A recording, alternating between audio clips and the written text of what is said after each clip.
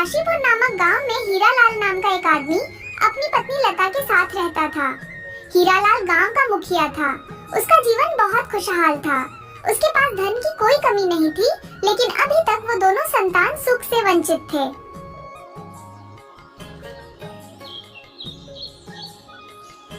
एक दिन हीरालाल ने अपने घर में गांव के महान तपस्वी को बुलाया।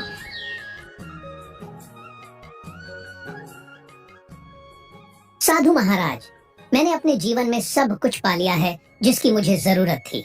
बस अब कमी है तो सिर्फ एक संतान की। ये कमी हम दोनों पति पत्नी को अंदर ही अंदर खाए जा रही है। बेटा, मैं जानता हूँ तुम्हारे पास सब कुछ है, धन दौलत जमीन जायदाद, लेकिन तुम्हें कोई संतान नहीं है, इसलिए तुम दोनों हमेशा दुखी रहते हो। आपने बिल्कुल सही कहा बाबा। हमें किसी भी चीज की कमी नहीं है। कमी है तो सिर्फ एक संतान की। साधु महाराज, आप बस हमें इतना बता दीजिए कि हमारे भाग्य में संतान सुख है या नहीं। तपस्वी लता और हीरालाल की बातें ध्यान से सुन रहा था। उन दोनों के माथे को गौर से देखते हुए तपस्वी बोला, हाँ मेरे बच्चों, तुम दोनों के ही नसीब में संतान सुख है। आज मैं तुम दोनों को आशीर्वाद देता हूँ। जल्दी ही तुम्हारे घर में एक शिशु का जन्म होगा। तुम दोनों को संतान सुख जरूर मिलेगा।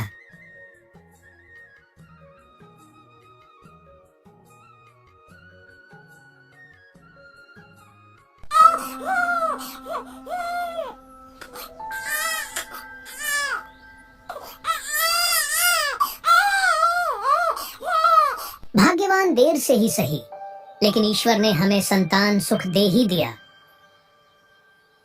आपने बिल्कुल सही कहा जी। मैंने तो आशा ही छोड़ दी थी। केवल आप ही थे जिन्होंने उम्मीद नहीं छोड़ी। भाग्यवान, हमें ये पुत्र साधु महाराज की कृपा से प्राप्त हुआ है। हाँ जी, आपने तो बिल्कुल सच कहा। साधु बाबा ने हमें आशीर्वाद दिया था, तभी तो हमें इतनी बड़ी खुशी मिली है। भाग्यवान, मैं सोच रहा था कि क्यों ना बाबा को घर पर बुलाऊं और बेटे का नामकरण करवा लूं। अजी जी हाँ, तो आपने बहुत अच्छा सोचा है। आप आज ही बाबा को घर बुला लीजिए। साधु महाराज से हम अपने पुत्र के नामकरण के साथ साथ इसका भाग्य भी जान लेंगे। मैंने सुना है कि साधु महाराज हर किसी का भाग्य बता देते हैं। ठीक है लता, मैं आज ही बाबा को घर बुला लेता हूँ। फिर हीरालाल साधु महाराज को घर पर बुलाता है। बाबा, आज आपके आशीर्वाद के कारण हमें पुत्र सुख प्राप्त हुआ है। ओ अच्छा, आखिर तुम्हें संतान सुख मिल ही गया। मैंने तुमसे कहा था ना, तुम दोनों के नसीब में संतान सुख है। हाँ साधु महाराज, इसलिए आपका शुक्रिया अदा करने के लिए हमने आपको घर पर बुलाया है। कृपा आप हमारे पुत्र का नामकरण करें। साधु महाराज हीरालाल और लता के बच्चे और ध्यान से देखते हैं और बोलते हैं, ये बच्चा ऊपर वाले का अंश है, इसलिए इसका नाम शुभांश होगा। शुभांश? अरे वाह, कितना अच्छा नाम है। बाबा, कृपा हमारे बच्चे का भाग्य देखकर बताएं। मैंने सुना है कि आप लोगों का भाग्य भी बताते हैं। ठीक है बेटी, मैं अभी इस बच्चे का भाग्य बताता हूँ। यह बच्चा अपने पिता का दूसरा स्वरूप है। कोमल मन, निश्चल विचार और निर्मल वाणी होगी इसकी। यह बच्चा बहुत तरक्की करेगा। ये तो बहुत ही बुद्धिमान है। बुद्धिमान क्यों नहीं होगा साधु महाराज? आखिर पुत्र किसका है? बेटी, तुम्हारे पुत्र के विवाह का योग इसी गांव में रहने वाली एक पुत्री से बन रहा है। क्या? इसी गांव में रहने वाली बेटी के साथ? लेकिन बाबा, इस गांव में तो हमारे बराबरी का कोई है ही नहीं। फिर वह बच्ची कौन है जिससे हमारे पुत्र का विवाह होगा? उस बच्चे का जन्म इसी गांव में 5 महीने पूर्व घड़े का व्यापार करने वाले परिवार में हुआ है। उसी कन्या से तुम्हारे पुत्र का विवाह होगा। ठीक है बेटा, अब मैं चलता हूँ।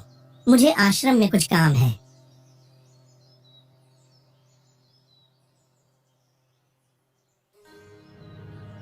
भाग्यवान, हमारे गांव में 5 माह पूर्व किस कन्या का जन्म हुआ है?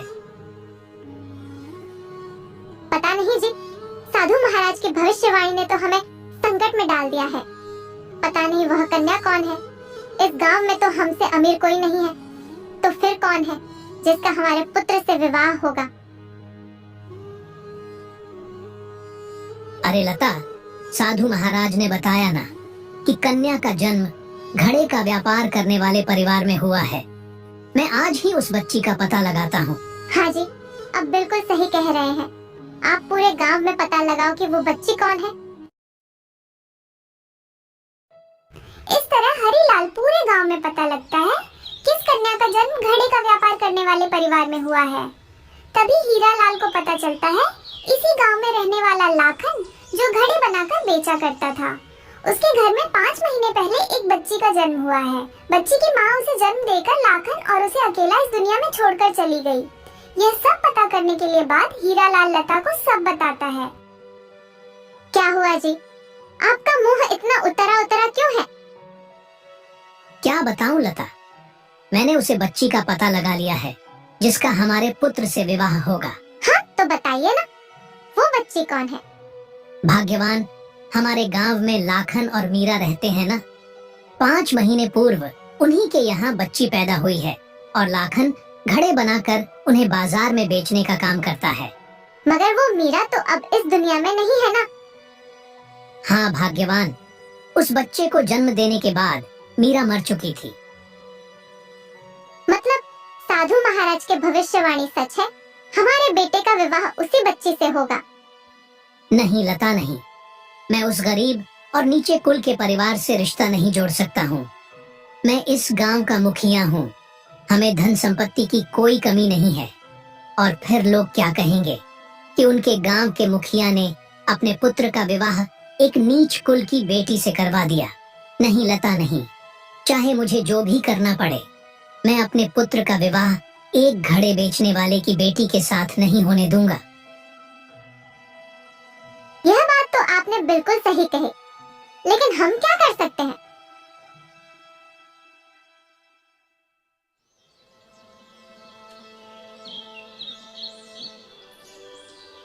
फिर अगले दिन सुबह हीरालाल लाखन के घर जाता है। हीरालाल को देखकर लखन उसे कहता है, मुखिया जी, आपका मुंह गरीब के घर कैसे आना हुआ? लखन, मैं तुम्हारे घर किसी जरूरी काम से आया हूँ।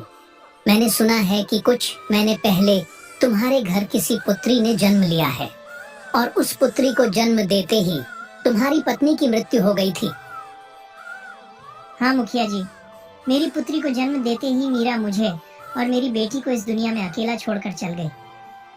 अच्छा लखन, बच्चे की देखभाल कौन करता है? मेरी बेटी की देखभाल मैं ही करता हूँ मालिक। मेरे अलावा उस बच्चे का इस दुनिया में है ही कौन? भाई, तुझे कुछ कहना चाहता हूँ। मेरा एक मित्र है जो अभी तक संतान सुख से वंचित है। इस चिंता में उसकी पत्नी बहुत दुखी रहती है। उसका कहना है कि अगर कोई अपनी संतानों से दे दे तो वह अच्छे से उसका पालन पोषण करेगा और योग्य होने पर अच्छे से परिवार में उसका विवाह भी कर देगा। तो मैंने सोचा कि क्यों ना एक बार यह बात तुम्हें बताई जाए। मलिक, आप बिल्कुल सही कह रहे हैं। मेरी पत्नी के जाने के बाद मैं इस बच्ची का ध्यान नहीं रख पा रहा हूँ। दिन भर ये सारे घड़े बनाता हूँ और फिर इन्हें बेचने बाजार में चला जाता हूँ। हाँ लखन, इसलिए मैंने तुमसे पूछा है। इससे तुम्हारी बेटी का अच्छे से पालन पोषण भी हो जाएगा और उन्हें भी उनकी संतान मिल जाएगी।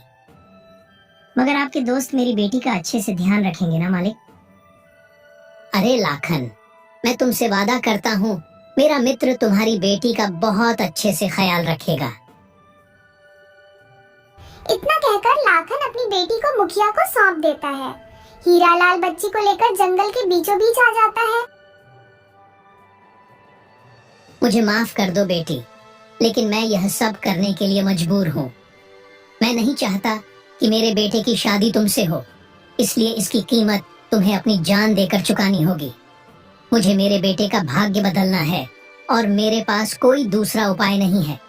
अब ये बच्ची को थोड़ी ही देर में कुछ जंगली जानवर आकर इस बच्ची को खा जाएंगे। इतना हीरालाल उस टोकरी को जंगल में छोड़कर चला जाता है, लेकिन किस्मत को तो कुछ और ही मंजूर था।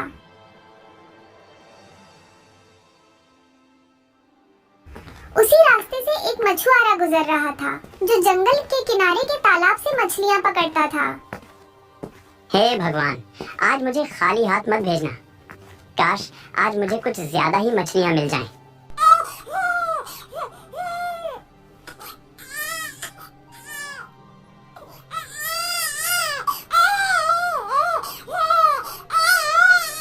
अरे अरे, इस टोकरी में तो किसी का नन्हा बच्चा है।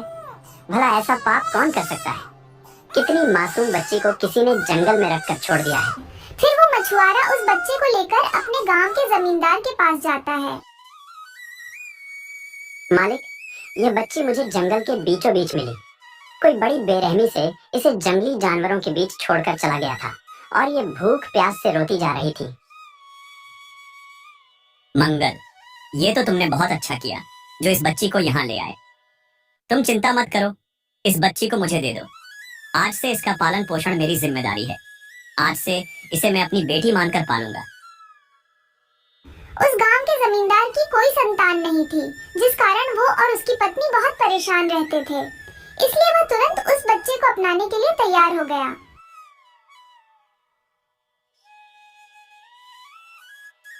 ये देखो भाग्यवान, मैं किसे लेकर आया हूँ।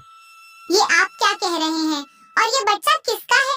ना जाने हमारी किस्मत में संतान सुख कब होगा। आखिर कब तक हम दूसरे के बच्चों से खेलते रहेंगे? काश हमारा भी बच्चा होता। अरे भाग्यवान, इसे अपनी ही संतान समझो। ये आप क्या कह रहे हैं? और ये बच्चा किसका है? अरे भाग्यवान, आज मंगल मछुआरा मेरे पास आया था। फिर जमींदार ने अपनी पत्नी को सारी बातें बताई। क्या इस बच्चे को किसी ने छोड़ दिया था? आखिर भगवान ने हमारे सुन ही ली। हाँ भाग्यवान, अब हम इस बच्चे का पालन पोषण बहुत अच्छे से करेंगे। हमारे पास धन संपत्ति की कोई कमी तो है नहीं। कमी थी तो बस एक संतान की, अब तो वो भी हमें मिल गई है। अब हम इसका पालन पोषण बहुत अच्छे से करेंगे। आज से ये हमारी बेटी है। फिर वो दोनों पति पत्नी उस बच्ची को बहुत प्यार से पालते हैं। जमींदार ने उसे बच्ची का नाम मोना रखा।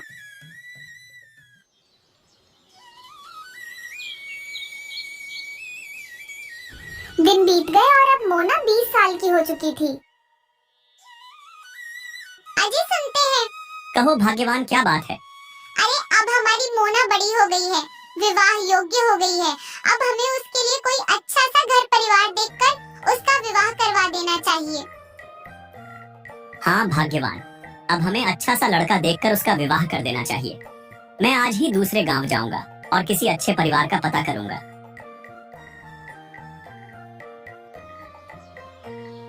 फिर जमींदार दूसरे गांव की ओर निकल पड़ा। रास्ते में उसे एक बूढ़ा आदमी मिला। काका, मैं अपनी पुत्री के विवाह के लिए कोई योग्य वर इस गांव में ढूंढने आया था। क्या आप मुझे किसी के बारे में बता सकते हैं? बेटा, इस गांव में तो एक मुखिया जी का बेटा ही है जो बहुत होशियार और बुद्धिमान है। वो तुम्हारी बेटी के लिए एकदम सही वर होगा। ठीक है काका, मैं अभी मुखिया जी के घर जाता हूँ। फिर जमींदार मुखिया जी के घर जाता है। प्रणाम मुखिया जी। प्रणाम प्रणाम भाई साहब। लेकिन आप कौन हैं? मैंने आपको पहचाना नहीं। मैं आपके पड़ोस के गांव का जमींदार हूँ। अच्छा अच्छा, बताइए जबिंदर साहब, मैं आपकी कैसी सेवा कर सकता हूँ? मुखिया जी, मैं अपनी बेटी की शादी के लिए लड़का देखने इस गांव में आया था और एक बूढ़े काका ने मुझे आपके घर का रास्ता बता दिया, तो मैं यहाँ चला आया। अच्छा, तो आप विवाह के विषय में बात करने आए हैं? हाँ मुखिया जी, मैंने आपके बेटे की बहुत बातें सुनी हैं। मेरी बेटी भी बहुत सुंदर है। मैं आपके पास बहुत उम्मीद लेकर आया हूँ। जमींदार जी, हम भी अपने बेटे के लिए एक अच्छी सी लड़की ढूंढ रहे थे। ये तो बहुत अच्छी बात है। मेरा आपसे अनुरोध है कि एक बार हमारे घर आकर हमारी बच्ची को देख लीजिए। जरूर जमींदार साहब, क्यों नहीं।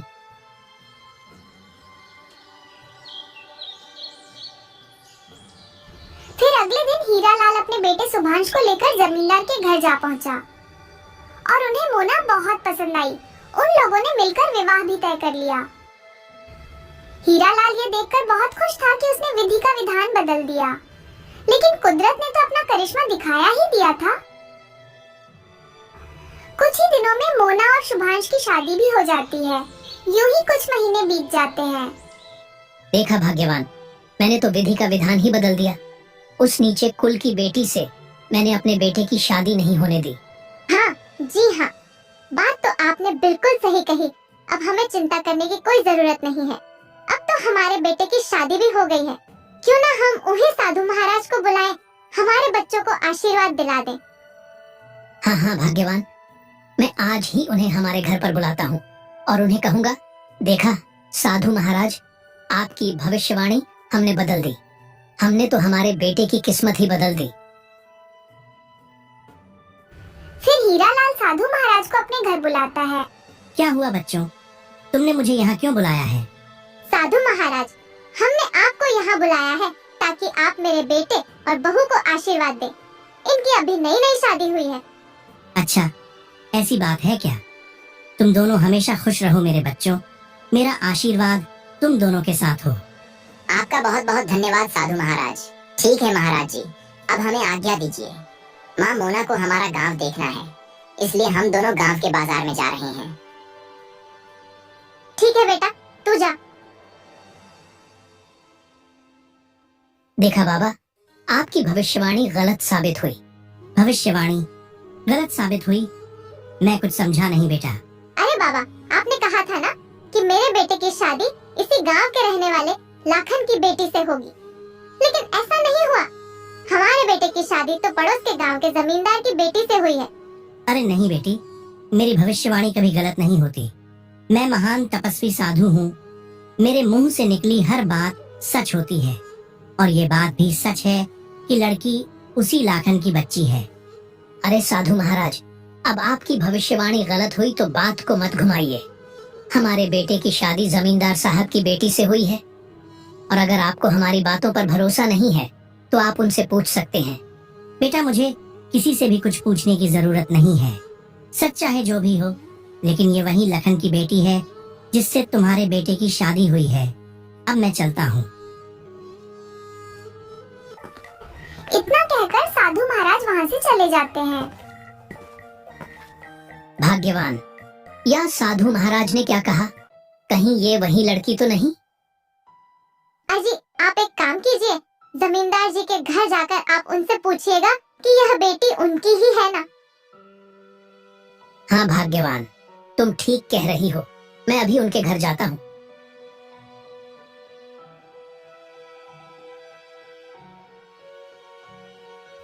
फिर हीरालाल जमींदार के घर जाता है। समधी जी, आप अचानक से यहाँ? सब ठीक तो है ना? सब ठीक है, लेकिन मुझे आपसे एक बात कहनी थी। हाँ हाँ कहिए। मैंने सुना है कि मोना आपकी बेटी नहीं है। लेकिन आप ये क्यों पूछ रहे हैं? हमारे गांव के एक महान तपस्वी ने उसका चेहरा देखकर बताया कि वह आपकी बेटी नहीं है। लगता है समाधि जी को पूरा सच बताने का समय आ गया है। हाँ समाधि जी, मोना मेरी अपनी बेटी नहीं है। वो मुझे घने जंगल में मिली थी। फिर जमींदार ने हीरालाल को सारी बातें बताई, जिसे सुनकर हीरालाल चौंक गया। कुछ नहीं भाई साहब, मुझे बस इतना ही जानना था। इतना कहकर हीरालाल अपने घर आ जाता है और लता को सारी बात बता देता है।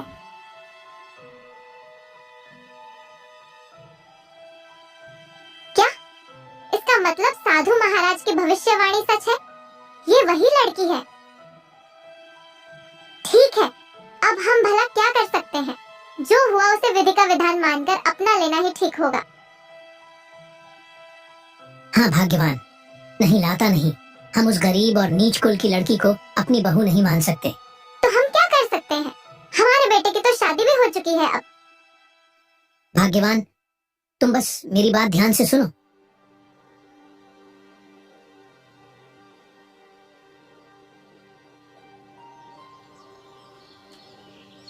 फिर अगले दिन, बहू, अरे ओ बहू, क्या हुआ माँ जी? अरे बहू, आज घर में एक भी घड़ा पानी नहीं है। हम दोनों नदी से पानी भर के लाते हैं। ठीक है माँ जी।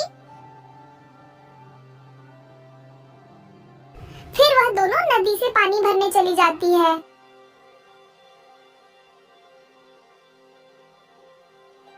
मोना नदी से पानी भर रही है, तभी लता उसे धक्का दे देती है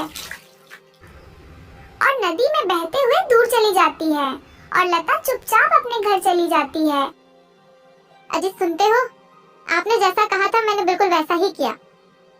मैंने मोना को नदी में धकेल दिया। बहुत अच्छे, भाग्यवान। लता, अगर सुभांश घर आए तो बताना कि तुम दोनों नदी पर गए थे। तभी मोना का पैर फिसला और वह नदी में गिर गई। लता, हम अपने बेटे की किस्मत ही बदल देंगे। वहीं दूसरी तरफ मोना बहते बहते कुछ दूर एक किनारे पर पहुंच जाती है।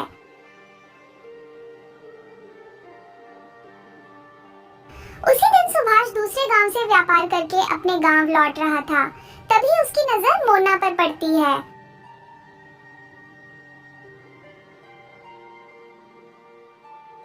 अरे ये तो मोना है।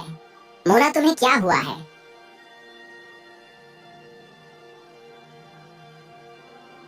मोना, तुम्हें क्या हुआ है और तुम यहाँ क्या कर रही हो? तब मोना सुभाष को पूरी बात बताती है। मोना, मुझे माफ कर दो। मुझे पता नहीं था कि मेरे माता पिता तुम्हारे साथ ऐसा व्यवहार करेंगे। मैं उन्हें कभी माफ नहीं करूंगा। नहीं नहीं जी, आप माँ जी को कुछ मत कहिएगा। मुझे नहीं पता कि माँ जी ने मेरे साथ ऐसा क्यों किया, लेकिन वो मेरी माँ जैसी है। मैं नहीं चाहती कि उन्हें मेरे सामने शर्मिंदा होना पड़े। ठीक है मोना, लेकिन अब हम उनके साथ नहीं रहेंगे। उनको उनके कर्मों को सजा मिलनी ही चाहिए। फिर सुभाष और मोना गांव के बाहर है एक छोटे से घर में रहने लगते हैं। जब ये बात उन्हें पता चलती है तो कुछ दिनों बाद हीरा लाल और लता उनके घर आते हैं और आपने किए की माफी मांगते हैं। मोना उन्हें माफ कर देती है और एक बार फिर से वह लोग साथ में अपने जीवन खुशी खुशी बिताते हैं।